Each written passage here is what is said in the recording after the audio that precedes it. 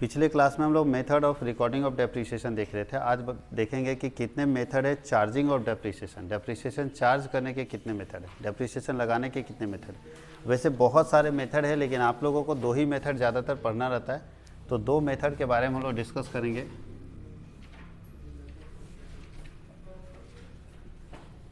Methods of charging depreciation.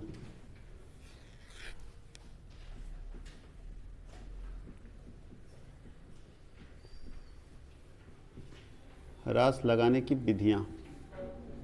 कितने methods हैं depreciation लगाने के? तो पहला मेथड होता है डिमिनिशिंग बैलेंस मेथड।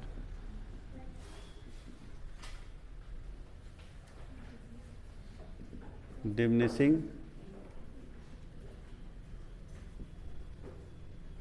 इसको पहले स्ट्रेट लाइन मेथड लिखिए तब डिमिनिशिंग बैलेंस मेथड लिखिए। सबसे पहला कौन सा मेथड होता है? Straight line method.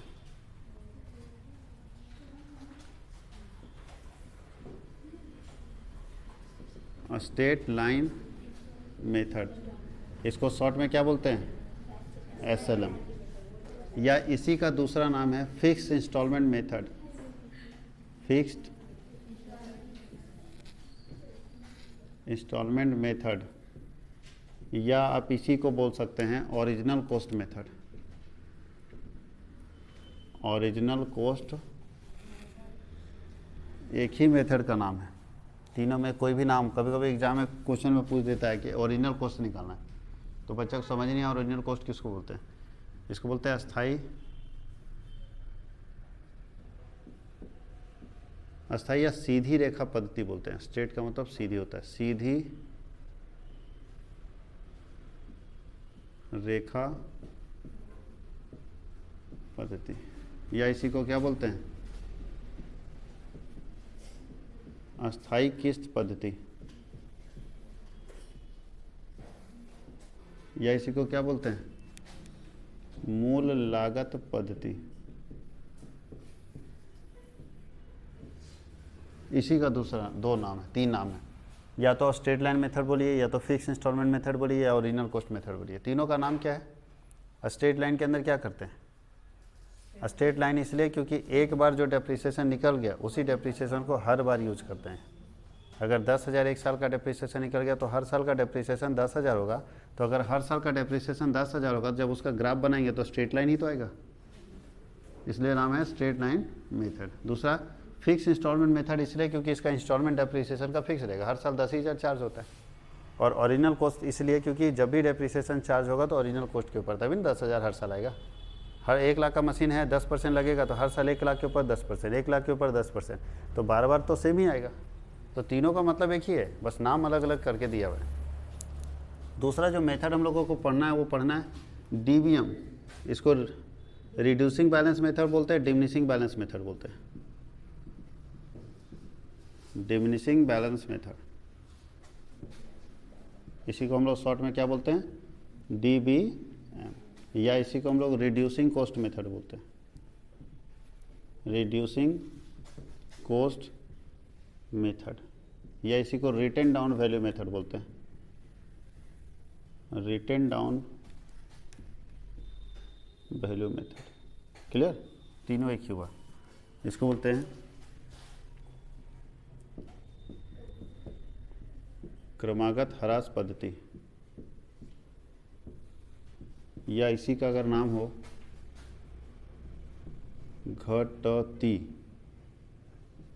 घटती दर पद्धति,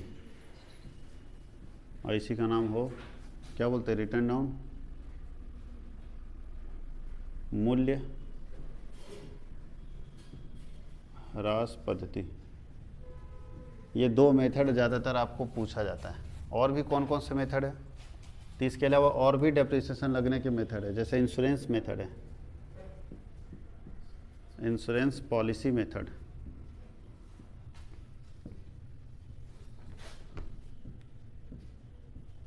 बीमा पॉलिसी विधि। और कौन सा है? डेप्रिसिएशन फंड मेथड है, डेप्रिसिएशन फंड मेथड। ह्रास कोष विधि।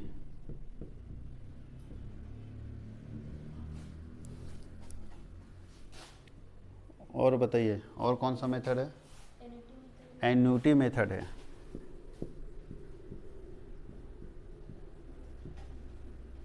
एन्युटी मेथड, वार्षिकी विधि।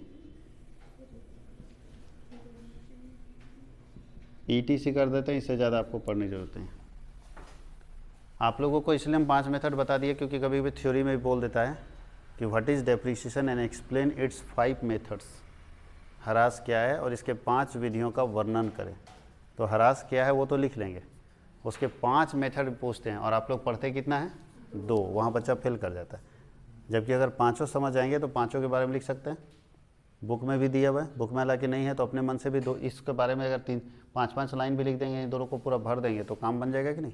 5 मेथड को एक्सप्लेन कर सकते हैं। एक एक करके सारे मेथड के बारे में समझिएगा। पहले यही तीनों को डिस्कस कर लेते हैं, उसके बाद ऊपर चलेंगे क्योंकि ये दोनों हम लोग को पढ़ना ही पढ़ना है।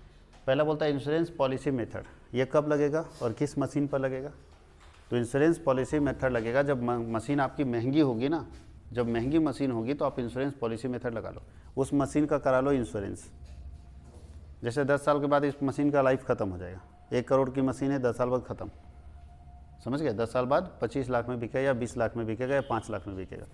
मान लेते हैं 1 करोड़ की मशीन है, 10 साल यूज करेंगे, 10 साल के बाद ये मशीन 5 लाख में बिकेगी। तो हम क्या करेंगे जानते हो? 1 करोड़ का इंश्योरेंस करा लेंगे आज ही, और इंश्योरेंस प्रीमियम देते जाएंगे। कितने साल का? 10 साल का। अब बताइए 10 साल के बाद जब मेरी मशीन पुरानी हो जाएगी तो मेरे पास इंश्योरेंस का पैसा आ जाएगा कि नहीं आ जाएगा? और फिर उस इंश्योरेंस के पैसे से नई मशीन खरीद लेंगे। तो बिजनेस में कोई असर पड़ा? कोई पड़ा? मतलब जितना, अच्छा कितना प्रीमियम भरेंगे? तो भैया जितना डेप्रिसिएशन लगेगा उतना प्रीमियम भरेंगे। तो जितना मेरा डेप्रिसिएट होते जाएगा उतना पैसा हम इंश्योरेंस पॉलिसी को देते जा रहे हैं। तो जिस दिन मेरा मशीन 5 लाख में बिकेगा तो 95 लाख रुपये इंश्योरेंस से हमको मिल जाएगा। अब 95 लाख इंश्योरेंस से 5 लाख में मशीन बेचे, 1 करोड़ रुपये आया, नया मशीन खरीद लेंगे। कोई दिक्कत होगा? ये है इंश्योरेंस पॉलिसी मेथड। जब बड़ी महंगी मशीन होती तभी ऐसा कोई प्लान करता है। 5,000 10,000 की मशीन के लिए सब प्लान करने की जरूरत नहीं, वो कभी भी एट ए टाइम खरीद लेगा। समझ गए? अगर आपको बड़ा का कोई काम करना हो तो आप भी इसी तरह से प्लान बनाते हैं। छोटा काम करना हो, पेन खरीदने के लिए प्लान बनाता है, लेकिन कार खरीदने के लिए प्लान बनाता है। तो काम आपका कैसा है इसके ऊपर डिपेंड करता है कि आपको प्लानिंग कैसा करना है। दूसरा है डेप्रिसिएशन फंड मेथड। क्या होता है? सेम मेथड है, बट इसमें इंश्योरेंस करा लेते हैं और इसमें हम डेप्रिसिएशन फंड के नाम से बैंक में खाता खोल देते हैं और उसी में पैसा जमा करते जाते हैं। जितना डेप्रिसिएशन लगेगा उतना पैसा इसमें डाल देंगे, जितना डेप्रिसिएशन उतना पैसा। तो अगर 1 लाख की मशीन है या 1 करोड़ की मशीन है, 10 साल में वो 10 लाख का हो गया तो 90 लाख इसका मतलब डेप्रिसिएट हुआ होगा। तो मेरे उसी हिसाब से 90 लाख रुपए इसमें होगा, प्लस इंटरेस्ट कुछ मिलेगा, जोड़ जाड़ के अब नया मशीन खरीद लेंगे। तो ये भी 2 तरीका है, या तो इंश्योरेंस करा लीजिए या तो खुद से बैंक में खाता खोल के पैसा रखिए। एन्युटी मेथड क्या होता है? इसमें आज से हम तय करेंगे कि कितना पैसा हम आज से रखें, बचा के रखें, जिससे एक फिक्स पीरियड के बाद मेरे पास इतना पैसा आ जाए। जैसे हमको 10 लाख रुपए चाहिए अगले 30 सालों में, 30 साल में, तो 30 साल में 10 लाख लाने के लिए आज कितना पैसा हम बचा के रखेंगे। उसके लिए एन्युटी मेथड हम लोग निकाल लेते हैं, एन्युटी वैल्यू, और उससे निकालते हैं कि इतना पैसा अगर हम आज से बचाना शुरू करेंगे तो विथ इंटरेस्ट 10 सालों में मेरे पास इतना पैसा आ जाएगा। वो कौन सा मेथड काम करता है? Annuity method. तो ये जनरली यूज़ नहीं होता, किसी किसी बिजनेस में यूज़ होता है, इसलिए मेथड उतने रिलेवेंट नहीं है और आप कभी पढ़े नहीं होंगे। आप दोनों मेथड पढ़े होंगे। कोई दिक्कत है? तो ये तीनों मेथड समझ गए? ये बड़ी मशीन के लिए या छोटी मशीन के लिए? बड़ी मशीन के लिए। तीनों मेथड जो है बड़ी मशीनरी के लिए यूज की जाती है। एन्युटी मेथड, डेप्रिसिएशन फंड और इंश्योरेंस पॉलिसी। ये आपके ऊपर है कि आप तो या तो इंश्योरेंस करा लो, या तो उसका बैंक में खाता खोल के डेप्रिसिएशन फंड में रख दो, या तो एन्युटी वैल्यू निकाल लो। अच्छा, इसमें पैसा ऊपर नीचे हो सकता है, ज़्यादा भी पैसा रखा जा सकता है, कम भी रखा जा सकता है। इसमें एग्जैक्ट रहेगा क्योंकि एन्युटी वैल्यू विथ इंटरेस्ट बताएगा कि आज पैसा लगा रहे हैं तो इसका इंटरेस्ट भी तो मिलेगा, तो इंटरेस्ट के साथ कितना बनेगा, तो एग्जैक्ट चीज़ ये बताएगा। और इसमें क्या होगा, डेप्रिसिएशन फंड में कभी कम पैसा भी रह जाएगा, कभी ज़्यादा भी हो सकता है, ज़्यादा पैसा चला गया और कुछ कम भी चला गया। इसमें वो दोनों हो सकता है, इसमें भी दोनों हो सकता है, लेकिन इसमें एग्जैक्ट चीज़ रहेगा। अगर आपको 10 लाख चाहिए तो आज से कितना पैसा बचा है कि ब्याज के साथ मेरा 10 लाख बन जाए, तो वो एन्युटी वैल्यू आपको बता देगा। एन्युटी मेथड से वहाँ पता चल जाएगा। कोई दिक्कत है? अब हम लोग चलते हैं जो first method, straight line method.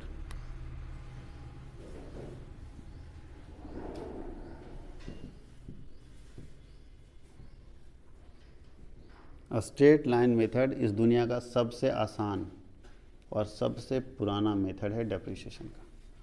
क्या बोलता है? It is a simplest and oldest method of depreciation, simplest and oldest method of depreciation. यह ह्रास लगाने की सबसे पुरानी तथा सबसे आसान पद्धति है।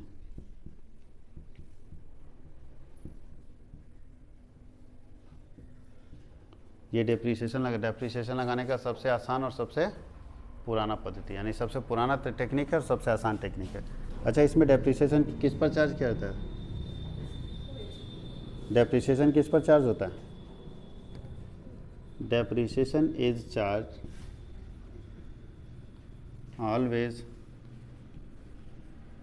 On original cost. किस पर चार्ज होगा? इसलिए तो इसको ओरिजिनल कॉस्ट मेथड बोलते हैं। इसमें ह्रास मूल लागत पर लगाया जाता है। कोई दिक्कत है? और बताइए, ये मेथड इजी टू कैलकुलेट है कि नहीं? इस दुनिया में सबको समझ में आ जाता है ना? वो तो हालांकि आसान लिख दिए, समझ जाएगा। सबसे आसान मेथड समझ गए ना? इसके लिए कोई ज़्यादा नॉलेज का जरूरत नहीं पड़ता, ये हर व्यक्ति अप्लाई करता है। अच्छा, इसका ग्राफ बनाते हैं, कैसे बनेगा? द अमाउंट ऑफ इंस्टॉल, ये डेप्रिसिएशन सेम रहेगा, बोलते amount of depreciation is same in each year, यानी प्रत्येक वर्ष में जो ह्रास की राशि होगी वो क्या होगा? प्रत्येक वर्ष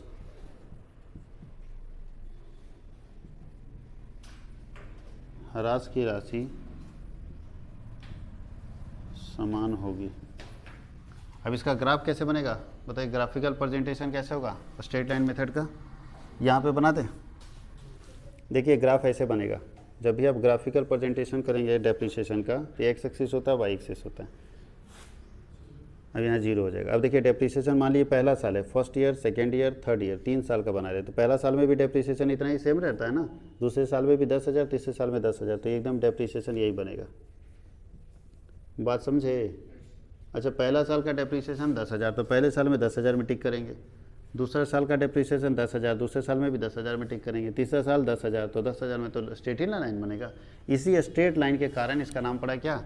स्ट्रेट लाइन मेथड। सीधा रेखा रहेगा डेप्रिसिएशन। और ध्यान दीजिएगा, इंस्टॉलमेंट क्या है? हर साल फिक्स है या अलग अलग है?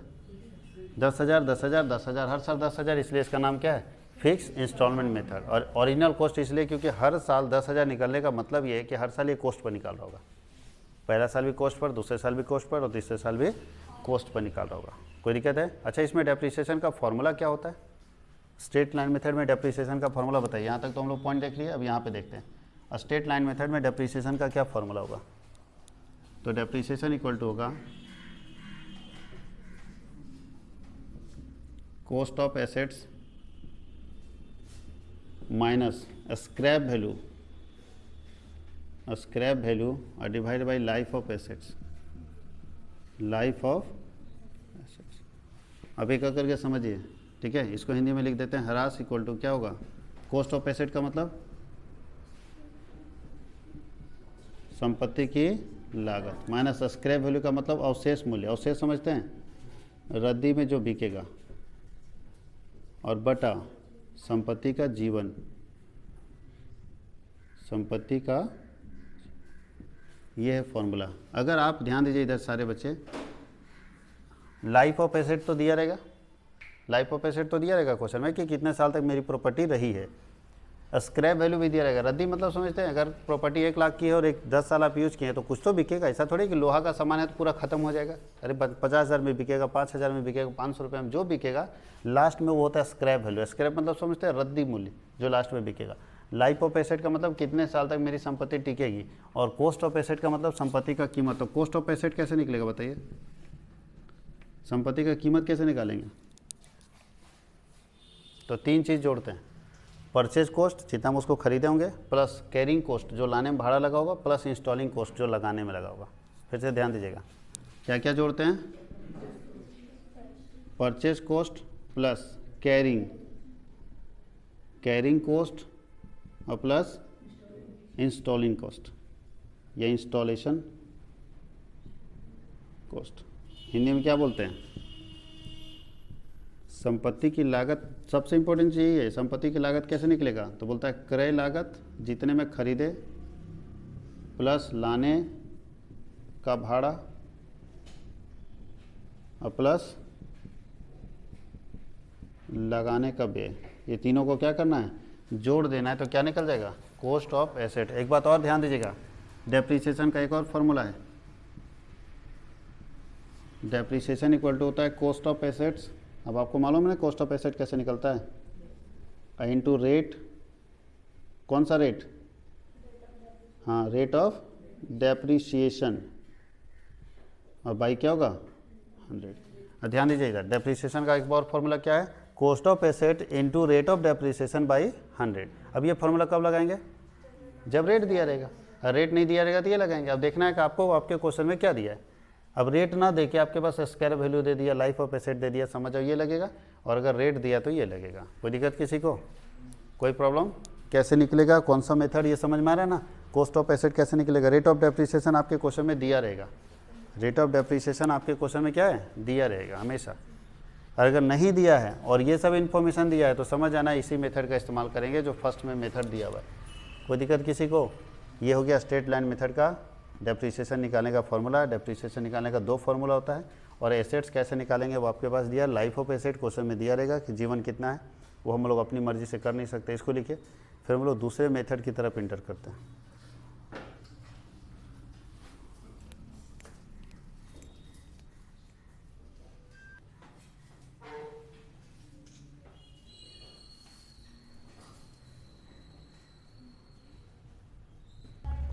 अब हम लोग डिमिनिशिंग बैलेंस मेथड के बारे में लिखते हैं।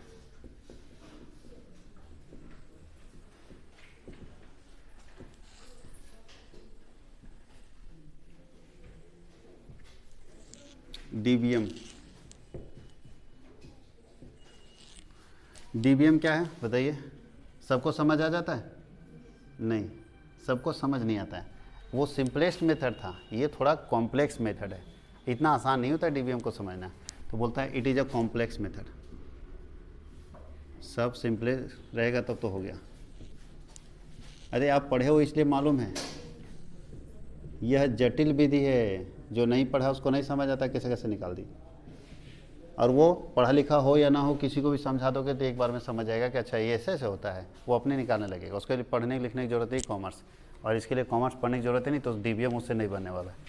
दूसरा क्या बोलता है बताइए?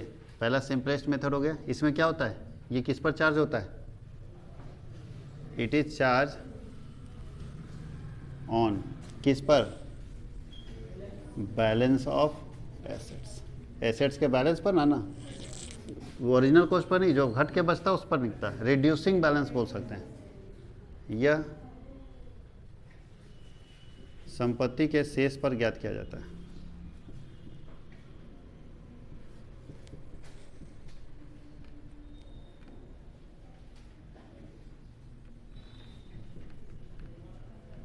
ये किस पर निकाला जाता है? एसेट्स के शेष पर। इसमें फॉर्मूला क्या है डेप्रिसिएशन निकालने का? अच्छा, इसका ग्राफ कैसे प्रेजेंट होता है? एक्स एक्सिस वाई एक्सिस कैसा होगा बताइए? ऊपर से नीचे जाएगा ना, ये जाएगा डेप्रिसिएशन। क्या नाम है? क्रमागत ह्रास पद्धति। तो घटते जाएगा ना। पहले साल का डेप्रिसिएशन यहाँ, दूसरे का यहाँ, तीसरे का यहाँ, चौथे का यहाँ, हमेशा डेप्रिसिएशन क्या होगा? घटते जाएगा। कोई दिक्कत है? देख लीजिए, डेप्रिसिएशन हमेशा घटते जाएगा। ये है डेप्रिसिएशन। तो दोनों में अंतर है ना, ये घट रहा है और वो स्ट्रेट रहता है। कोई दिक्कत है? अच्छा, क्या ये घट के जीरो हो सकता है? इसमें टच नहीं होगा, जीरो नहीं हो सकता, लेकिन उसमें जीरो हो सकता है। 1 लाख का एसेट्स है, 10-10 हज़ार 10 साल तक घटा दोगे तो खत्म, जीरो हो सकता है। तो बताइए, इसलिए वो मेथड सही नहीं माना जाता है। कौन सा मेथड सही है? स्ट्रेट लाइन मेथड या डिमिनिशिंग? डिमिनिशिंग। ये मेथड परफेक्ट मेथड है। वो मेथड सही नहीं, क्योंकि 1 लाख का मशीन है, 10 साल डेप्रिसिएट कर दिया तो जीरो हो जाएगा। और ऐसा हो ही नहीं सकता कि किसी एसेट्स का वैल्यू जीरो हो जाए। अरे कुछ तो बिकेगा कबाड़ी में। ऐसा हो नहीं सकता, इसलिए उस मेथड को सही नहीं माना जाता है। कोर्ट भी उस मेथड को सही नहीं मानता। कोर्ट भी किस मेथड को सही मानता है? ये प्रूव्ड मेथड है, साइंटिफिक मेथड है, सिस्टमैटिक मेथड है, इसको सब जगह पे सही माना जाता है। तो एक्चुअल मेथड यही है, डिमिनिशिंग बैलेंस मेथड, जो साइंटिफिक मेथड है, प्रूव्ड मेथड है, सही मेथड है। अब यहाँ पे ध्यान दीजिएगा, कभी भी भले ही गिर रहा है, ये गिर जरूर रहा है लेकिन इस पर टच नहीं करेगा, जीरो नहीं होगा। क्यों? क्योंकि जो बचता है बैलेंस उसके ऊपर ना निकलते हैं। अगर 1 रुपया भी बचा 10%, तो 1 रुपये का 10% निकालेंगे तो फिर 90 पैसा, 90 का 10%, फिर 9 पैसा घटेगा, फिर वो घटता जाएगा लेकिन जीरो नहीं होगा। एक प्लस पॉइंट यही है इस मेथड में, इसीलिए इस मेथड को सही मेथड बोला जाता है, एक्चुअल मेथड बोला जाता है, रियल मेथड बोला जाता है, और इसी मेथड को कोर्ट भी सही मानता है। अब इसमें डेप्रिसिएशन कैसे निकालेंगे? डेप्रिसिएशन इक्वल टू क्या होता है? अब कॉस्ट ऑफ एसेट कैसे निकालते हैं वो लिखवा चुके हैं ना, सेम फॉर्मूला यहाँ भी है, इनटू रेट ऑफ डेप्रिसिएशन और बाई क्या होगा 100। क्लियर? अच्छा, एक चीज़ और इसमें पूछता है, वो भी मेथड से, अगर वो एक और फॉर्मूला बताया ना डेप्रिसिएशन का, depreciation equal to cost of asset minus scrap value by life of asset, उस मेथड का यहाँ इस्तेमाल नहीं होगा। फिर से सुनिए हम क्या बोले। एक और जो फॉर्मूला था डेप्रिसिएशन का, cost of asset minus scrap value divided by life of asset, उस फॉर्मूले का यहाँ पे इस्तेमाल नहीं होगा। इसीलिए नहीं होगा क्योंकि यहाँ पे क्या होता है, जो बैलेंस बचता है उसके ऊपर ना डेप्रिसिएशन लगता है, जो बैलेंस बचता है उसके ऊपर डेप्रिसिएशन लगता है। तो बताइए क्या हर साल किसी एसेट का बैलेंस स्क्रैप वैल्यू निकालना संभव है? इसलिए वो मेथड यूज़ नहीं करेंगे। इसमें एक चीज़ और पूछा जाता है, रेट ऑफ डेप्रिसिएशन कैसे निकालेंगे? रेट ऑफ डेप्रिसिएशन कैसे निकालेंगे? बताइए, इसी से निकल जाएगा। क्या होता है बताओ? तो वह डेप्रिसिएशन देख लीजिए, इसी से बन सकता है, ये गुना में इधर भाग में चला जाएगा, तो डेप्रिसिएशन बाई क्या होगा कॉस्ट ऑफ एसेट्स, और इंटू 100 कर दो, इंटू क्या होगा, कोई दिक्कत किसी को? ये हो गया डिमिनिशिंग बैलेंस मेथड, ये सही मेथड माना जाता है। इसी मेथड से रियल में अगर कुछ भी मेंशन नहीं है तो कौन सा मेथड यूज करेंगे? Diminishing balance method. कुछ भी नहीं लिखा है तो कौन सा मेथड लगेगा? Diminishing balance method. ये मेथड सही मेथड होता है, एक्चुअल मेथड होता है, इसको सब सही मानता है, कोर्ट भी सही मानता है, हर जगह इसको प्रूव माना जाता है। और जो हम लोग पढ़े SLM स्ट्रेट लाइन मेथड, वो रियलिस्टिक मेथड नहीं होता है। जब तक क्वेश्चन ना बोले उसको नहीं लगाएंगे। हमेशा कौन सा मेथड यूज करेंगे? Diminishing balance method. कोई दिक्कत है? अब दोनों मेथड में एक हम यहाँ पे डेप्रिसिएशन निकाल के दिखा देते हैं कि क्या डिफरेंस है दोनों मेथड में।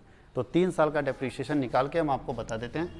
यहाँ पे 2 मेथड्स हम लोग लेते हैं, दोनों मेथड के बारे में बता देते हैं। ये हो गया SLM और यहाँ पे हो गया DBM। अब ध्यान दीजिएगा सारे लोग, हम ये मानते हैं कि हमारा एसेट्स 1 लाख रुपए का है और रेट कितना % है? 10% पर एनम है, ये मानते हैं। तो इसमें भी मानते हैं, लेट कर लीजिए, लेट, इसमें भी लेट कीजिए, लेट कॉस्ट बराबर 1 लाख, दोनों मानता है। देखिएगा क्या चेंज होगा, और रेट जो है वो 10% है पर एनम। शुरू करें, चलिए। तो फर्स्ट में हम लोग स्टार्ट करते हैं, सॉल्व करते हैं। कॉस्ट 1 लाख, अच्छा 1 लाख रुपए का कॉस्ट है, तो पहला साल डेप्रिसिएशन लगेगा, हाँ या नहीं? ये मान लेते हैं 2010 का है। किसका है? 10 का। 10 में इतना है डेप्रिसिएशन लगाएंगे, कितना % डेप्रिसिएशन है? At the rate of 10%। DEP से समझ होगा ना डेप्रिसिएशन। तो 10% किसका कितना आता है? तो 10,000 घटेगा, तो कितना बचेगा? कब बचेगा ये? 11 में। अब फिर अगला साल डेप्रिसिएशन लगेगा, आप बताओ कितना लगेगा? 10,000, क्योंकि स्ट्रेट लाइन मेथड है ना, एक बार जो निकल गया उसी को निकालेंगे। फिर बताइए 2012 में अब कितना डेप्रिसिएशन लगेगा? 3 साल यूज किए तो 10,000 डेप्रिसिएशन लग के मेरा 2013 में कितना वैल्यू बचा? अब देखिए गलत कैसे है ये मेथड, बताओ। यहाँ पे यूज कितने का मशीन कर रहे हैं और डेप्रिसिएशन कितने का निकाल रहे हैं? सही है। अब इसमें देखिए इसमें क्या है, इसमें चलते हैं, सॉल्व करते हैं। सबसे पहले बोलता है कॉस्ट कितना है? 1 लाख। चलिए डेप्रिसिएशन निकाल दीजिए, minus depreciation, DP at the rate of 10%। किसका 10%? तो 1 लाख का 10% कितना आता है? पहला साल तो सेम रह गया। अगर इसको हम 2010 का मानते हैं तो 2011 में कितना आ गया? किसी को कोई दिक्कत है 2011 में? सेम है ना, है या नहीं? अब बताइए फिर डेप्रिसिएशन लगेगा 10%, किस पर लगेगा? 90,000 का लगेगा, ये सही चीज़ है। 90,000 का 10%, 9,000 आएगा, तो बचेगा कितना? कब बचेगा? 2012 में। और फिर डेप्रीसिएशन लगेगा 10%, किस पर? 81,000 का 10% लगेगा, 8,100, 9 2 11, 72,900। 2013 में आ गया 72,000। अंतर देखिए तो सही है।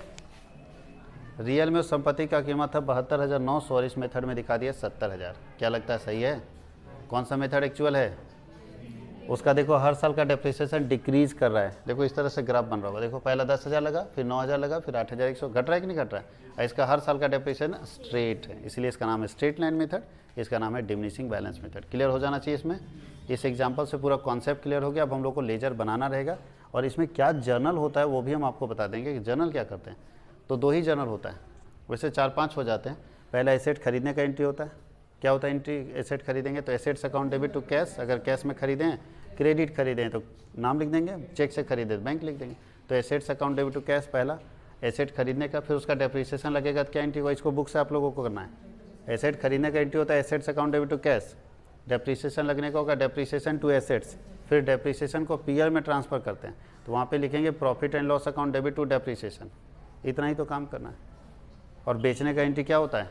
Bank account debit to assets. इससे ज़्यादा कुछ नहीं है। 4 चीज़ करना है, खरीदने, बेचने, डेप्रिसिएशन और पीएल का। हो जाएगा। तो बुक में आपको चारों का एंट्री दिया हुआ है, आराम से देख लीजिएगा, कोई दिक्कत नहीं। लिखिए इसको।